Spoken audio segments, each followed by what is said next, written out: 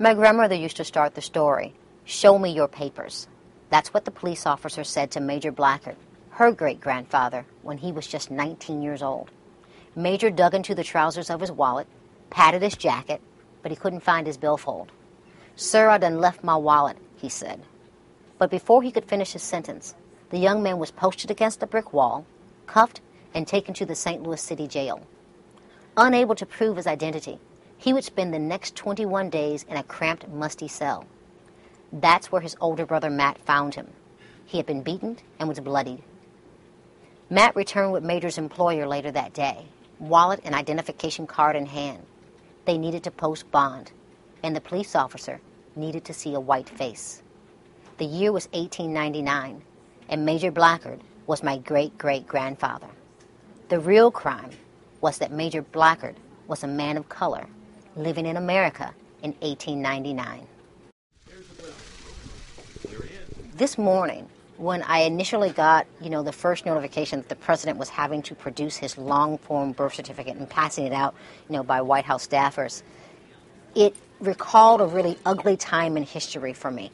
It recalled a time when men of color, when black men specifically, weren't allowed on the street without identification. And here we are with a president of these United States, duly elected by the people of this America. He's being asked to produce his papers.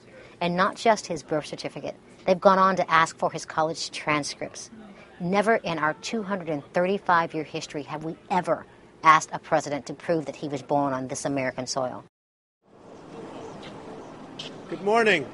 In a stunning show of unchecked ego, Donald Trump quickly hosted a press conference. He took credit for forcing our president to hand over his birth certificate. The sometime real estate developer, socialite, author, and television personality went on to caution onlookers to let the experts examine the documents, as if the president were perpetrating a fraud. For weeks, this man has enthralled reporters with his apocalyptic rantings. Trump openly questioned whether the president belonged in the White House. He questioned if he belonged in a boardroom or even in an Ivy League lecture hall. And we let him. We used all manner of excuses to justify giving Trump as much oxygen as he could possibly suck up. Rarely, if ever, did we press him to produce a shard of evidence to substantiate his wild claims. Trump didn't even want just the birth certificate. He wanted the president to release his college transcripts. His implication is that Barack Obama was the beneficiary of affirmative action and that he took the place of a more qualified white student.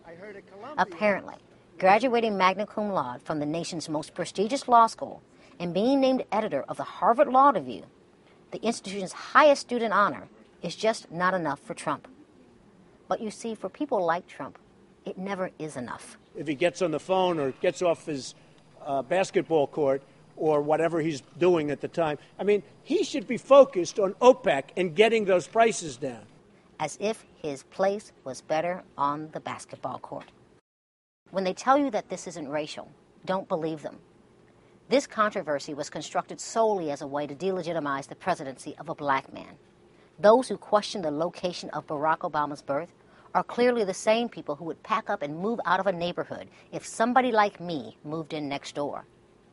They are the same people who would believe African Americans are better suited on the basketball court than in a boardroom. When they say they want to take their country back, they mean from us. A stunning 46% of Republicans believe that the president wasn't born in the United States. In Mississippi, nearly half of all Republicans believe that interracial marriage should be illegal. If they had their way, not only would Barack Obama not be president, he wouldn't even have been born. Now that's how far we have not come. Some 112 years after my grandfather was snatched from a street corner in the central west end of St. Louis, it seems we still need to prove our right to be here. And here I thought we were better than this.